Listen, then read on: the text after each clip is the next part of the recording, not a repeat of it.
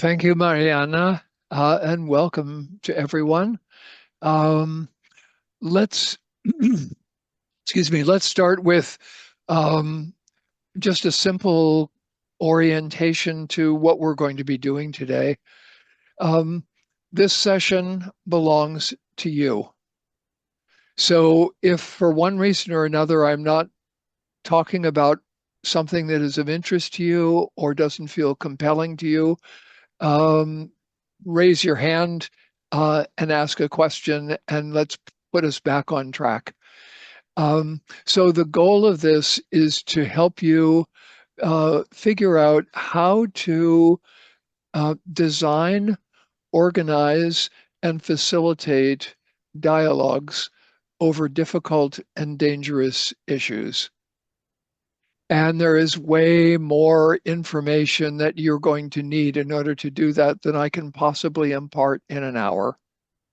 So I have a set of materials which I am now going to attach and put in the chat. And those materials will now belong to you. So the goal of this is really to transfer, insofar as it is possible for me to do this in an hour, my experience and lessons learned from conducting mediations and dialogues, and to give you a sense that it is possible for you, on the basis of the experiences that you have had, to design dialogues over issues, for example, like those that divide people in Gaza from those who are in Israel, that divide Ukrainians from Russians, that divide Sudanese or Democratic Republic of Congo from Rwandans. And let's begin with a fundamental recognition, which is that people are dying as we speak, in part because of a lack of dialogue. So let's dedicate this session and this conversation to them, to the people who are dying, and recognize that every single one of us has the capacity to strengthen our ability to talk to one another, but that the fundamental causes of war and violence begin with the failure of dialogue. So a second part, everything in the materials, which you can now download from the chat, belongs to you. These reflect my experiences from the United States, but they don't necessarily reflect yours in whichever cultures you are living. And they are modifiable. So the goal of this is for each of us to reinvent the dialogue each time we do it. We have a phrase in the United States, you probably have it as well, there's no need to reinvent the wheel. But actually, we are reinventing the wheel every single time. And the reason we do this is not just because the circumstances are different each time we do it, but also because the reinvention itself is a kind of act of dialogue. It is an engagement with the other, and it is an effort to figure out whether there isn't some way for us to discover how to talk to one another. So let's also recognize that dialogue is an essential element in every relationship, every marriage, every family, every community, every school, every workplace. And that not only do wars begin when dialogue fails, divorces happen, families split up. And so The difficulty is to figure out how to make that dialogue ongoing and how to draw people into it. And the best way of doing that is to ask questions that are authentic and real and difficult and profound and poignant. Questions that can take people's breath away. And that means trying to figure out what is actually taking place and figuring out how to draw people into conversation over those things that are taking place. So let's take a quick peek now at dialogue. And I'm not going to go through all of the slides, but I'd like to start us with a fundamental idea about dialogue. And the question really is, what is it? And I'd like to give you a shorthand definition of what dialogue is. This comes from a very famous, well-known physicist, one of the top maybe 20 or 30 physicists in the 20th century, whose name was David Bohm, B-O-H-M. And he wrote a book called On Dialogue. And he defined dialogue as, in quotes, the stream of meaning that flows between us.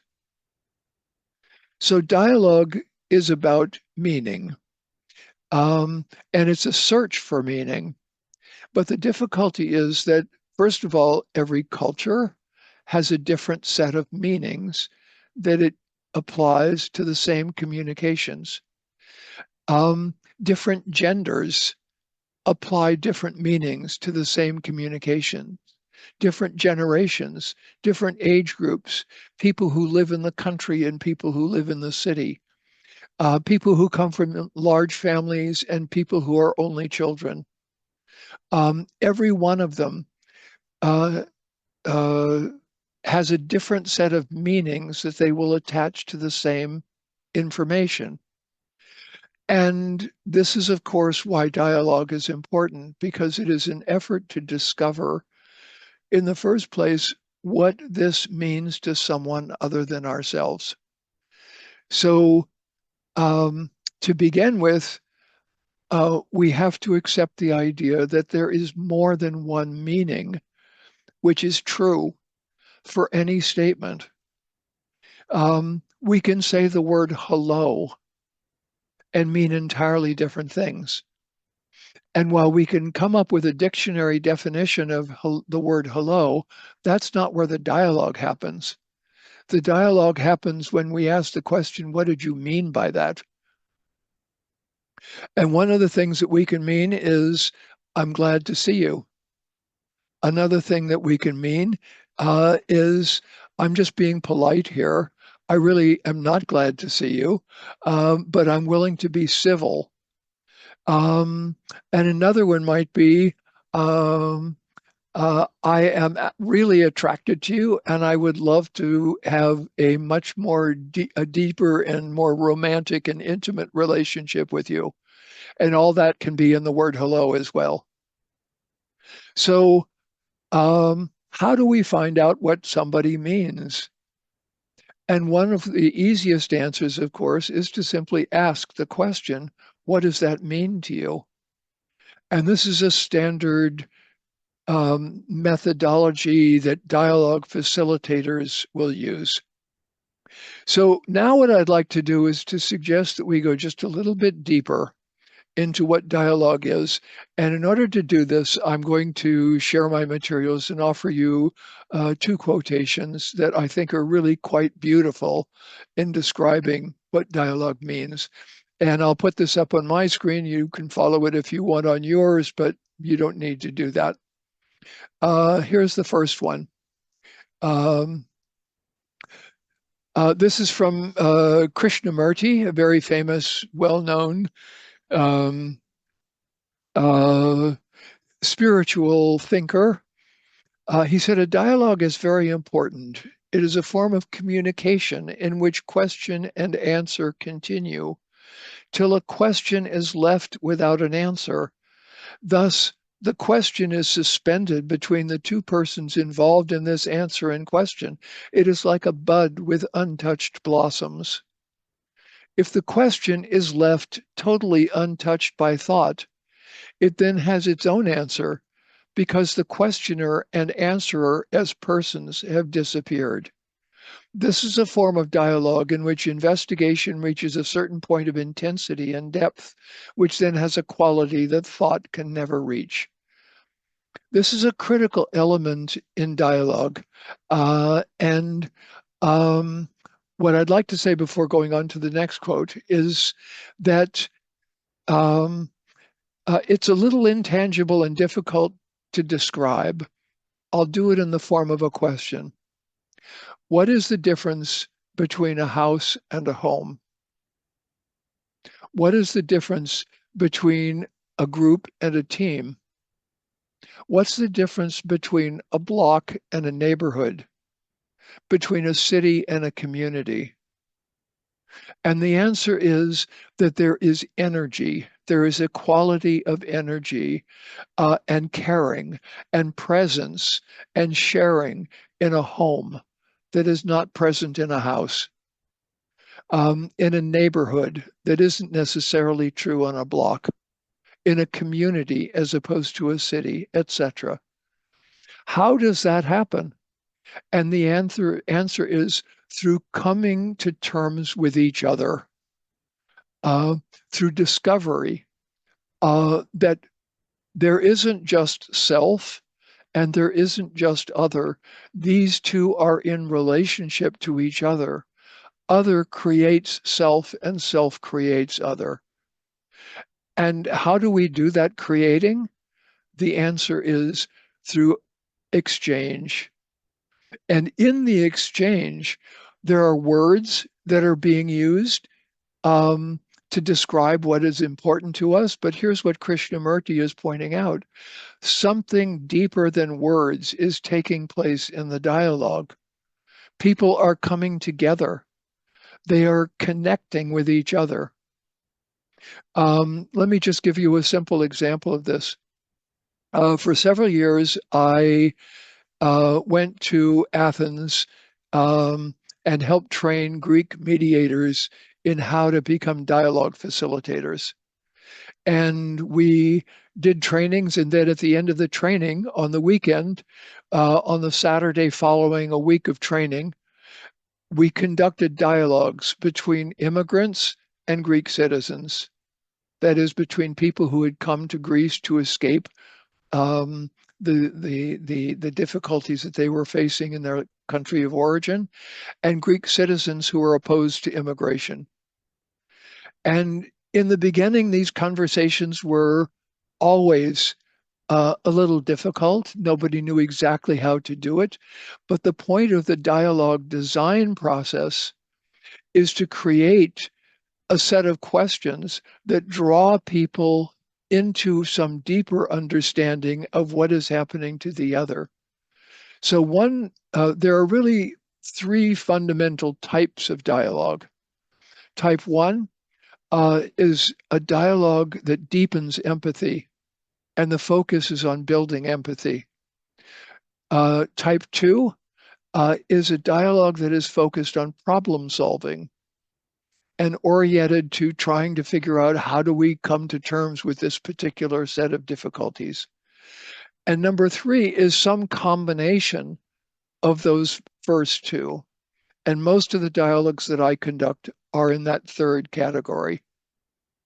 So now, how do you start a conversation between immigrants and Greek citizens who don't want the immigrants to be there?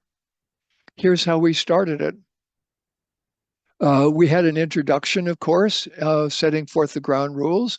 And then we asked people to meet in small groups. And in the small groups, we asked everyone to answer the following two questions to start with. Question one, have you personally in your life, in a family or a neighborhood or a school or a workplace, ever been the new one? And everybody else has been there for a while. And you're just coming in. and know nothing about what is happening. How was that? How were you treated? How did people relate to you? How did it feel? And question two, have you ever in your life, in a family or neighborhood or school or workplace, been the one who's been there for a while and now somebody new is coming in or a group of new people are coming in? What did that feel like? How did that uh, take place? What happened? How were you treated?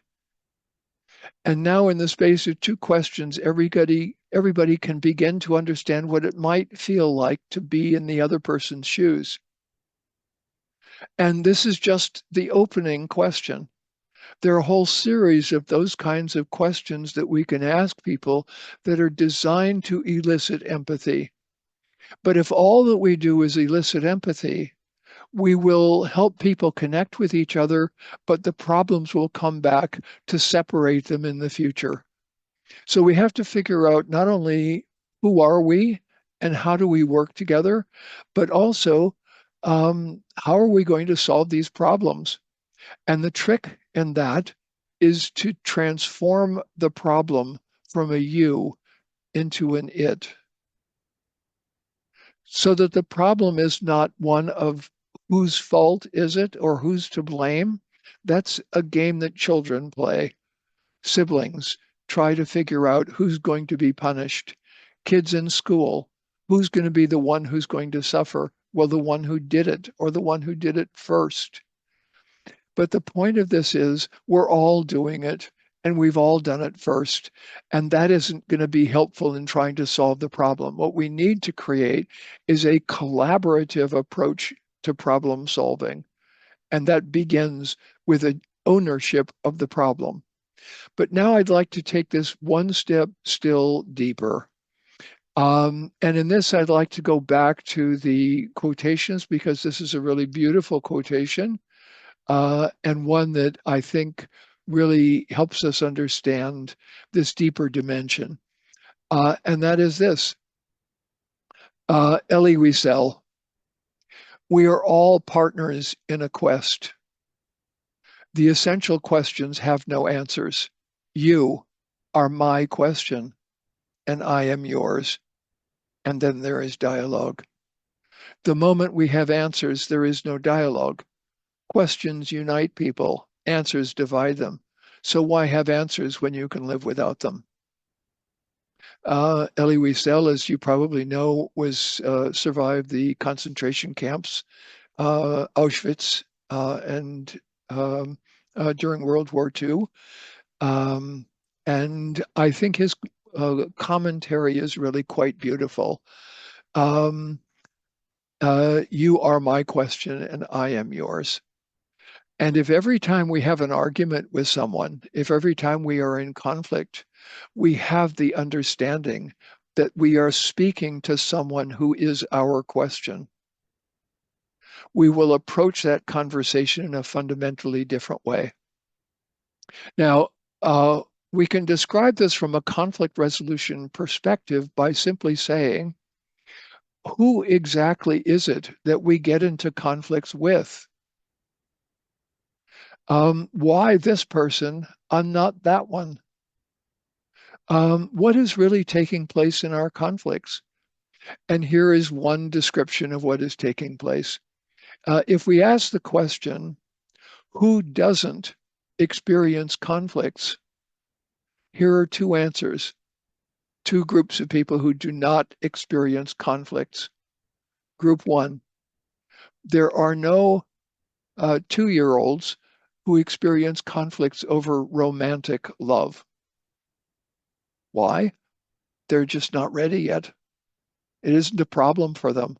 There's no conflict. Number two, there are no 60-year-olds who experience conflicts over curfew with their parents. Why? Because they have already figured out how to solve that problem. So who are our conflicts with? The answer is they are always, in every conflict, with people who represent some principle or skill that we are now required to learn, but do not yet have all the skills we need in order to practice. So if I can put it slightly differently, 2-year-olds get into conflicts with their parents, but not really over curfew. But 15-year-olds get into conflicts with their parents over curfew. Why is this?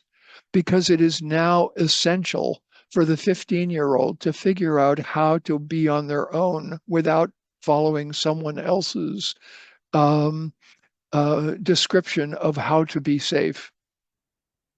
And it is now essential for the parent to figure out how to let go of that teenager and help that teenager learn how to be safe without the parent actually standing over them. So if we take this as an example, we can see that the conversation between the teenager and the parent is going to take many different forms. One is yelling and screaming, name calling, accusation.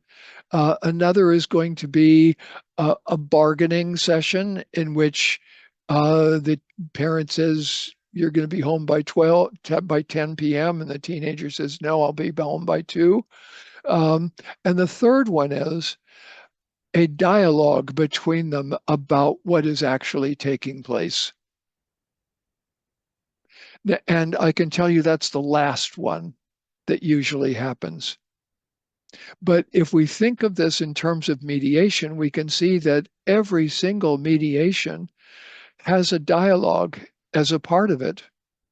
And a part of the purpose of that dialogue is to help people gain some perspective on their conflict.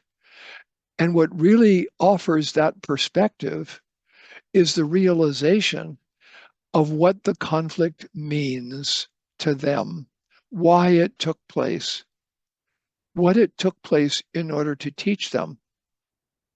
Or if I can put it slightly differently, what they could learn how to do that would make it possible for them to avoid ever experiencing that conflict again, ever. Not just with that person, but any conflict like that conflict ever again. Because nobody on this call gets into conflicts with 5-year-olds on the playground over who gets to play with the toys. Nobody. Why? We didn't resolve it. We outgrew it. And how did we outgrow it? The answer is in part through the dialogues that we had with other kids on the playground, and in part through an internal dialogue within ourselves about what we needed to care about and what actually we don't care about any longer because we've accomplished it. We've done it. It's over. We don't need to worry about it. We're not invested in that level of decision making anymore. Now, how exactly then do we do this? First, let me give you a little bit of a description of my own experience in dialogue so that you just have a sense of what is informing these materials. And once again, for those who've come in a little bit late, the dialogue training materials are in your chat, and you should be able to find them and download them. And while I'm at it, let me actually give you one other item because I don't want to forget this. And that is, I thought it might be helpful for you to see the dialogue facilitation organizations, a list of them, those that are operating in the United States right now. Here's a group of about almost 30 dialogue facilitation organizations that are doing tremendous work, including Better Angels, Living Room Conversations Project, a whole series of different groups. And you can see a little bit about what they're doing and how they're operating. And I need to tell you, of course, in all candor and honesty, the problems that we are facing now in the United States, as well as around the world, are partly being faced because of the failure of dialogue, of the failure of political dialogue. And a part of what these dialogues ought to help us be able to do is to figure out how to talk about issues across political differences. And we'll come to that in a little bit, how these materials can help you do that. And there are specific questions in the materials that can help you with that. Okay, let's go back to the materials now. And let me show you a little bit now what we are talking about in relationship to dialogue. I love this quote from Camus. If we listen attentively, we shall hear amid the uproar of empires and nations the faint fluttering of wings, the gentle stirring of life and hope. Some say this hope lies in a nation, others in a man. I believe rather that it is awakened, revived, nourished by millions of solitary individuals whose deeds and words every day negate frontiers and the crudest implications of history. I believe this is what is happening in the United States right now, that millions of solitary individuals are beginning to realize what is taking place and what needs to happen and how far apart we have gotten from one another. So, working definitions. This tells you a little bit about what facilitation is, what mediation is. Notice the difference between debate and dialogue, that debate is two people alternating, expressing what they think in a win-lose process. But dialogue is increasing understanding and learning by exchanging ideas in a win-win process. The goal is not to victory. The goal is learning. The goal is discovery of the other and of the self. And so what we can see really is that debate is a set of serial monologues. So let's go here and we can say, I offered you the first definition from David Bohm. And here's another one. Any conversation that is not superficial, but directed at deepening insight, curiosity, learning, cooperation, mutual understanding. It's a flow of empathy and caring, a field of relational energy that is in motion, etc. And finally, the last one, a place where inquiry, connection, learning, and magic begins to occur. And I can tell you this having, I forgot to tell you actually about my experiences with dialogue. I have to do that.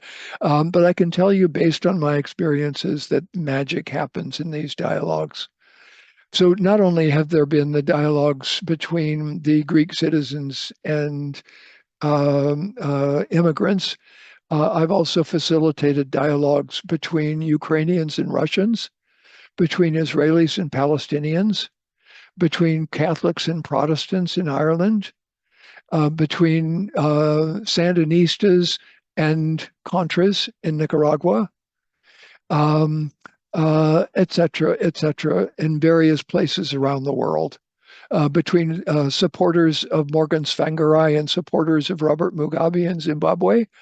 I have facilitated these dialogues in many of these locations, and I can tell you that when people come together across differences in Northern Ireland and in Zimbabwe, where people were actively shooting at each other, and the people in the dialogues were some of the people who were doing the shooting, and to have those people sit down together and talk to one another person to person, and hear what they thought and how they felt, and watch as all of the assumptions that they had about each other just began to fade away. I've also done a great deal of really hundreds of what are called public policy mediations, which is kind of political dialogues with the idea of sort of shifting how people are going to handle a problem. So I don't know how many of you have been to Santa Monica, California, but if you have ever been here, you probably visited the mall in Santa Monica or Main Street. And the reason those things look the way they do is because Joan Goldsmith and I conducted dialogues between all of the stakeholders in the city of Santa Monica and reached consensus on a zoning plan which was going to cover Main Street and the mall. And that was a 6-month process. But in the course of that, people who hated each other, who wouldn't listen or sit down in the same room with one another, came together to figure out what they were going to do and agreed. Reached a deep level of agreement that has now changed the whole nature of Santa Monica as a city. So these are examples that I'm offering you in order to demonstrate that this is something that is possible. Okay, so now let's go back and take another look at this.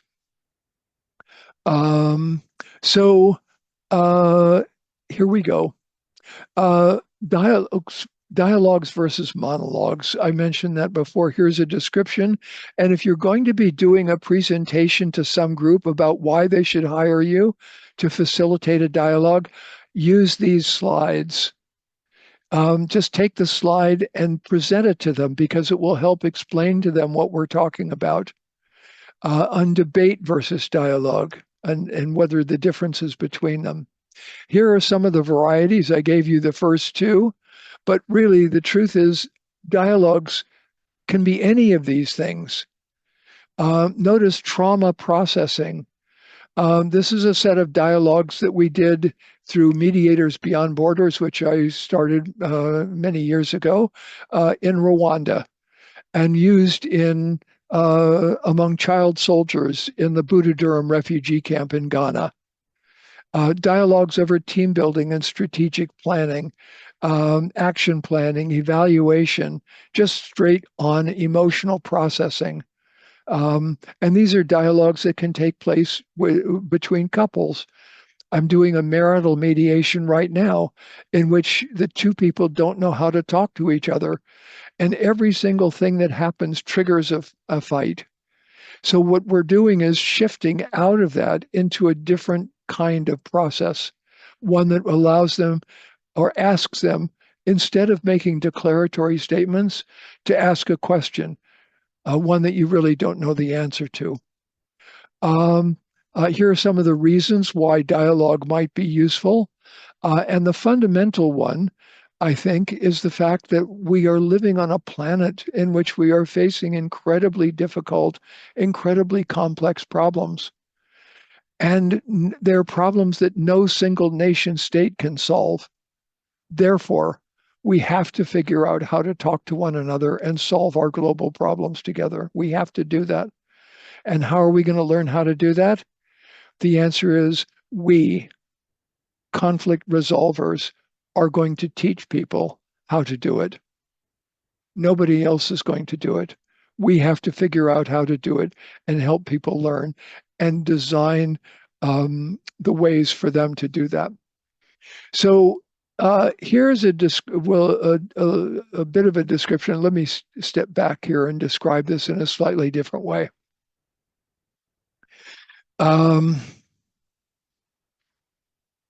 If we look at problem solving and we ask, how do we solve any problem?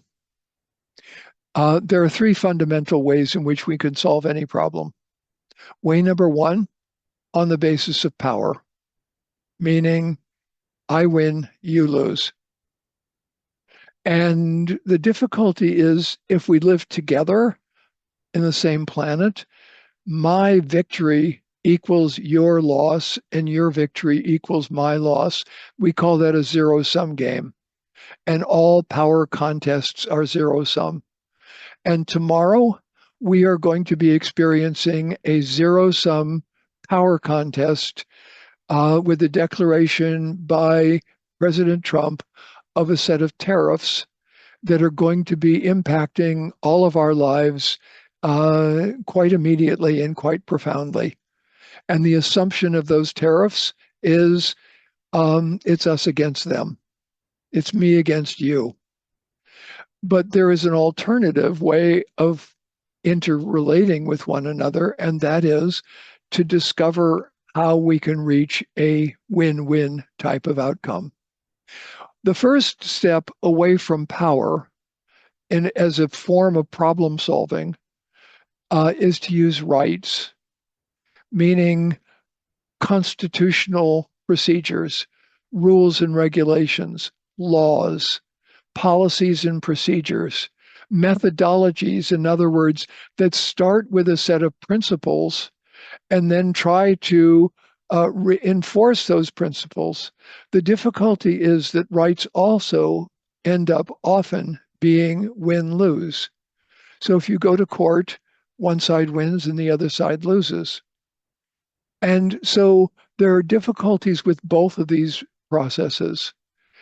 So we have given rise in the last few decades to a new way of doing things, and that is on the basis of interests. And what we do with interests is we don't try to figure out who's right and who's wrong. We try to figure out why that's important to you, and then look for solutions that are tailored to whatever answer you give. So that when we do that, it isn't necessary for one person to lose in order for the other one to win. Let me give you a classic example offered originally by Roger Fisher and William Ury in their classic book, Getting to Yes. Let's assume that we have two siblings, a brother and a sister, and they go to the refrigerator to find something to eat, and there's one orange, and they fight over the orange. So what do we do as parents? Well, the standard approach is the parent comes in, takes the orange, cuts it in half, and the sister gets one half and the brother gets the other half. But now we come back a little bit later and we discover that, let's say, Sally, who is the sister, is taking all the peel off the outside of the orange and throwing away the inside. And Freddie, who is the brother, is taking all of the juice out of the inside and throwing away the outside. So what happened was we created a win-lose outcome. This was a rights-based approach. We divided in half. Everybody walks away getting half of what they want. But we can see afterwards that it would have been possible for everyone to have 100% of what they wanted. How often is that the case? Not always, but often enough to make the search for interests a powerful and useful and important element. How do we search for interests? Through dialogue. So dialogue helps us figure out, why is that important to you? But notice the questions that you ask are fundamentally different from power to rights to interests. The kinds of questions we want to ask in an interest-based process like dialogue don't have a single correct answer. So we can ask the question, for example, just as an illustration, who is the oldest person on this chat and this Zoom call? This is going to be me. And who's the youngest? And notice there's only one oldest and one youngest. And that's one category of question. Category 2, how old are you? And now we don't have one correct answer for everyone. We have one correct answer for each person. Category 3, what issues are you facing at whatever age you're at?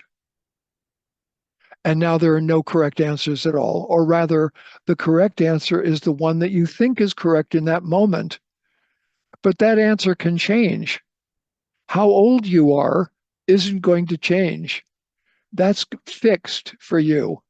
But what issues are you facing at whatever age you're at? That's a work in progress. And it may be different in 5 minutes. Which answer is correct?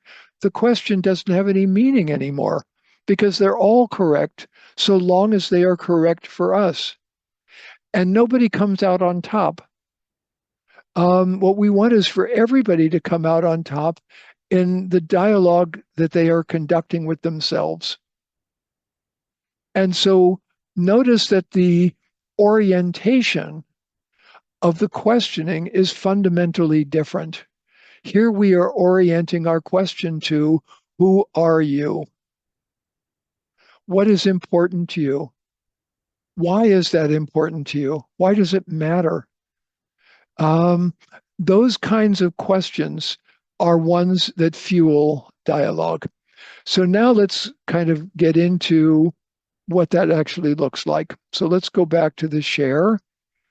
And we're going to skip ahead here a little bit. Here's about the language of power, the language of rights, and the language of interests. You can look at these a little bit later, but here are some examples. Power is you must, you shall, you will, or else because I said so, that's why. Rights are you should, you ought to, you need to, you have a right to, you're entitled to. But interests are you could, you might consider, what would happen if you, what would you like to have happen, why? These are mediator questions, but they are also dialogue questions that help us engage with one another. So now, this is a deeper quote from David Bohm, which I won't read here. I'd like to just show you, this is essentially what happens in dialogue. This is a kind of dialectical look at it in a classic sort of thesis, antithesis, synthesis way. So we start with an issue or problem and somebody comes with up with idea A. Somebody immediately contradicts it and presents idea B, which is something that is different. And notice, this is a step forward in coming up with a better solution. So every criticism, every dissent, every element of diversity in who we are and what we believe and what we've experienced is a benefit for all of us if we can combine those together and create idea C. So I call this here the differences between these two, the vector of conflict. But the vector of resolution is the one which is vertical. So this is one way of taking a look at what happens. Here's another way. This is about the evolution of dialogue. So we begin by coming together and we start talking to each other and people express their opposition. Once people express their opposition, we can go in two ways. One, into dialogue, monologue, debate, serial dialogues, arguments, overt hostility to one another, leading to aggression and violence. Or we can move over to process agreements, ground rules, or what I call, we'll get to that in a moment. Suspension of bias and assumptions, facilitated small group sessions, stories of empathy and suffering and pain. And out of that comes the capacity for dialogue, for collaboration, and what we call metalogue, which is an overview of the whole of the conversation. So here are 10 simple steps in how you can conduct dialogues. And I want to encourage you to take this seriously and try it. Move out there and actually convene a dialogue, even if it is only between neighbors or friends or whoever you want. But I would like to recommend that you practice this and try it out. So the first step is convening. And notice this can actually be broken down into a series of sub-steps. So who participates? How do we know who should participate? And here there are two fundamental groups that need to be a part of the dialogue. One, people who can make something happen that can solve the problem. And two, people who can prevent it from working. But that second group is the more problematic. We tend to leave them out. And it does take a higher order of skill to combine people who hate each other in the same room. So I don't recommend that you start with that, but you certainly can. You can take any election in any country around the world and afterwards bring people together from both sides or multiple sides. And let's say the question is, what can we learn from the last election about how to not conduct elections? And hear what people have to say. What worked for you and what didn't? We're not talking about the things that people disagree over. But notice now, and I'm going to step away from here for a second, because this is a kind of fundamental point. We're starting to run out of time. About political conflicts, which is they take the following form. Every political conflict takes the form of a binary equation. It is presented to us as digital, as either or. And the fundamental form of the binary equation is this candidate or that candidate, this party or that party, this solution or that solution. But now let's go to the simplest form of what is binary, a 0 and a 1.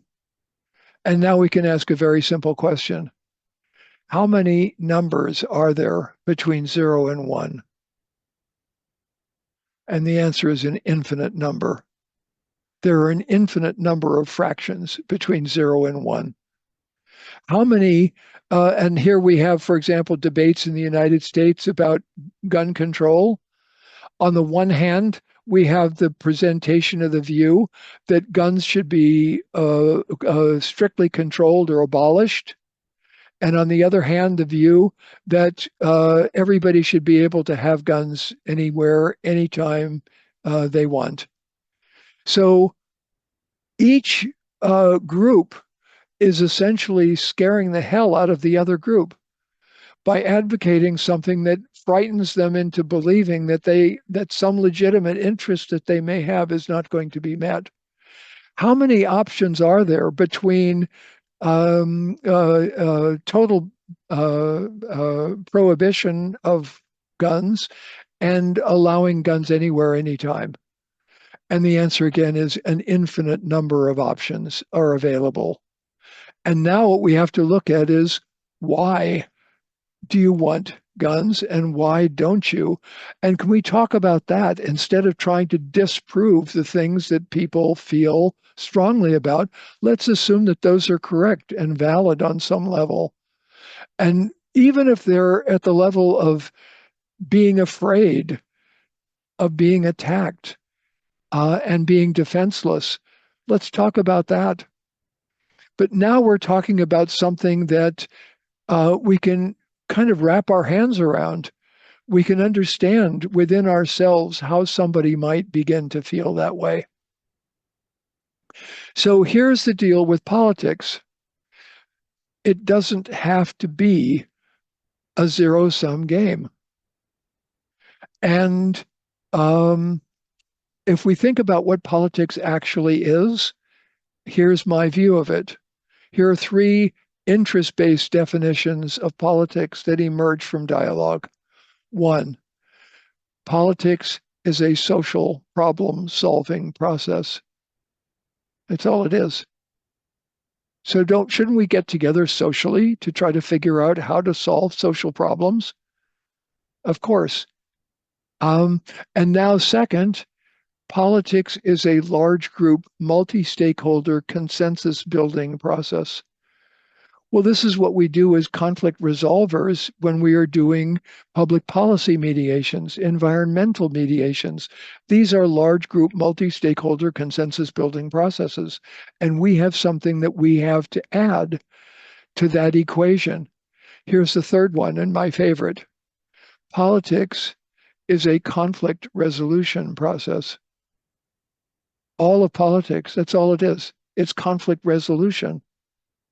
So wouldn't it make sense to ask mediators to come up with ideas for how we might do conflict resolution better? How we might improve our ability to do this? But now, what if we got people together and said, let's just redesign the whole process from scratch and ask ourselves, how do we achieve the goals that we want to achieve in the most effective way imaginable? And I doubt very strongly that we would come up with what we have now. I heard a lecture many, many years ago from a professor of education in the United States. And the title of his presentation was, in quotes, "The Devil Made Me Do It." And the idea of the presentation was, if the devil were to design an education system for maximum evil, what would the devil come up with? And he proceeded to create what we have actually established as an educational system.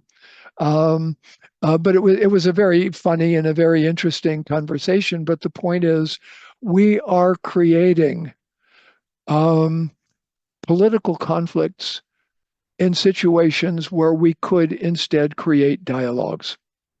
So we have very few minutes remaining. My apologies for this, but there's so much in these materials, and I'd like you to really just take them, read them over, um, and perhaps we'll do another session at some later time, Mariana, if you would like to have deeper conversations.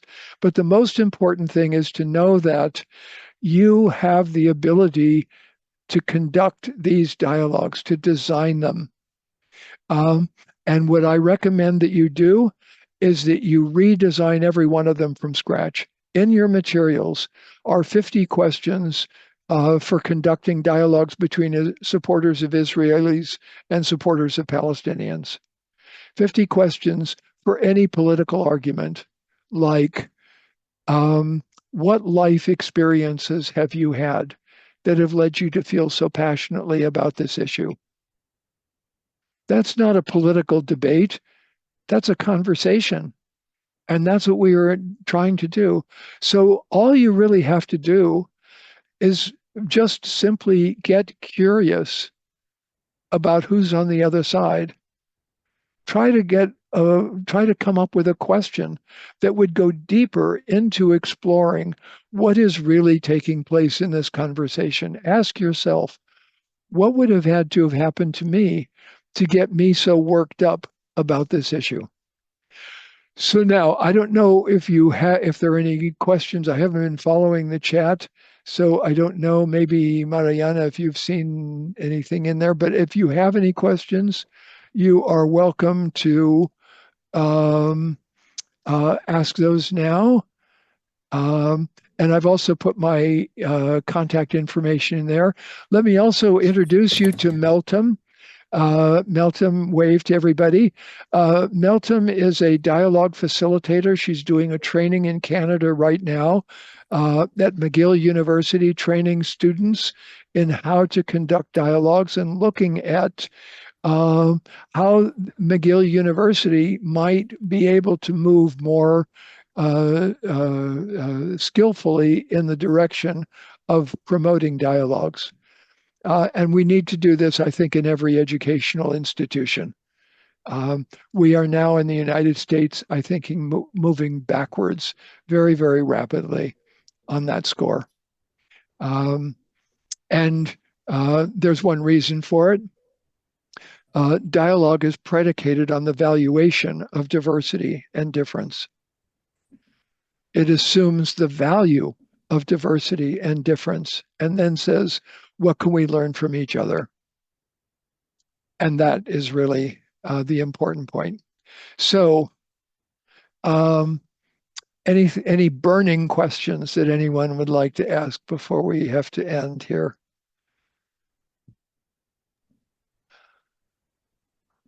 Oh, yes, Tina. Hi, how are you, Tina? I am so grateful to be here. Thank you. Yes, Thank you so much. my pleasure. And I'm looking at doing this work, getting even more involved. So I really appreciate being here today. My question, though, what I keep going back to the dialogue that we saw take place with President Trump and President Zelensky. Yeah. What would you have done differently in terms of dialogue? Because I feel like we were missing empathy as a key component, and that it seemed like he was trying to impart not impartiality. I don't think that was what he was attempting, but it seemed like a very failed attempt at omnipartiality, but he lacked empathy for Zelensky, like trying to present both sides of the argument, but he wasn't fair or neutral, really.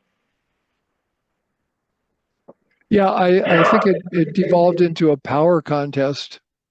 It was just who's going to come out ahead, who's going to come out on top, and that's a really critical issue for Trump. Um, and Zelensky, of course, is in the middle of a war for survival, and that uh, sort of skews some of the conversation. The idea, even of having a dialogue with Russians over what is taking place while the war is happening, is very difficult. Many years ago, I conducted dialogues between Ukrainians and Russians, and also between Georgians and Russians, and also, I didn't mention, between Azerbaijanis and Armenians, all places where there has been war. Um, and the thing that was fundamental about this is that at the level of citizens, ordinary people, it is possible for people, if you ask them the right questions, to find ways of sharing who they are and what has happened to them. And just even for a moment, no longer seeing each other through a kind of stereotyping lens that makes the other one into someone who is evil. I'm writing a piece right now which is called What is an Enemy?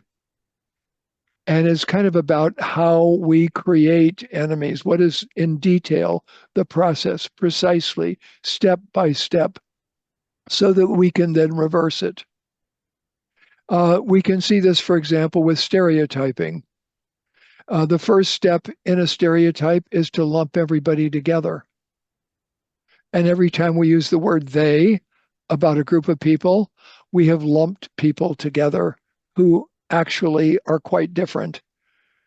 Um, and then the second is to characterize that group of people in some simple way, um, to disregard their complexity, to ignore their common humanity, to ignore their individuality. And so if we see each of these steps, we can then defeat a stereotype by no longer lumping people together, by treating individuals as individuals, by seeing the diversity within the ranks. And what this allows us to do is to become more diverse and more individual ourselves. So this is really the goal of dialogue. And here, what I would like to do, because I know that many of you may have to leave shortly, is to read you just a couple of quotes from the end of the materials. And these are some of my favorite quotes. First, wonderful Greek writer Nikos Kazantzakis. By believing passionately in something that still does not exist, we create it. The non-existent is whatever we have not sufficiently desired. This is a beautiful statement. So we need to believe passionately in our connectedness as a species, in our capacity to touch and reach and communicate with each other across our differences. Ludwig Wittgenstein. If we think of the world's future, we will always mean where it will be if it keeps going as we see it going now. And it doesn't occur to us that it is not going in a straight line, but in a curve, constantly changing direction. And one of those directions, it seems to me, is the direction of dialogue as possible, and now about possibility. The only way of discovering the limits of the possible is to venture a little way past them into the impossible. And that is what I want to ask you to do. I'd like to ask you to conduct a dialogue and step just a little bit into the impossible, and you will discover, I think, how people are able to connect across their differences, even after terrible things have happened. This is the essence of the Truth and Reconciliation Commission that was initiated by Desmond Tutu in South Africa. It was dialogue between people who were not only victims, but people who had victimized each other, who were willing to own the cruelties that they had engaged in, even if those were in response to some other cruelties that someone else had engaged in. I just came back from um, a trip to Jerusalem to train a group of Muslim mediators in dialogue techniques. And I met in East Jerusalem with a group of Muslim mediators, and we had a very similar training to the one we are doing here today. And they are now committed, and I put them in touch with a group of Jewish mediators in Israel to try to see if they can't jointly conduct dialogues. And I've also been working with a group called Combatants for Peace, which consists of former soldiers for the Israeli Defense Force, Hamas, Fatah, Islamic Jihad, people who were shooting each other, who are now united in a common purpose, which is to prevent this resort to violence that is absolutely unnecessary. And one of the techniques that they are using is the technique of dialogue.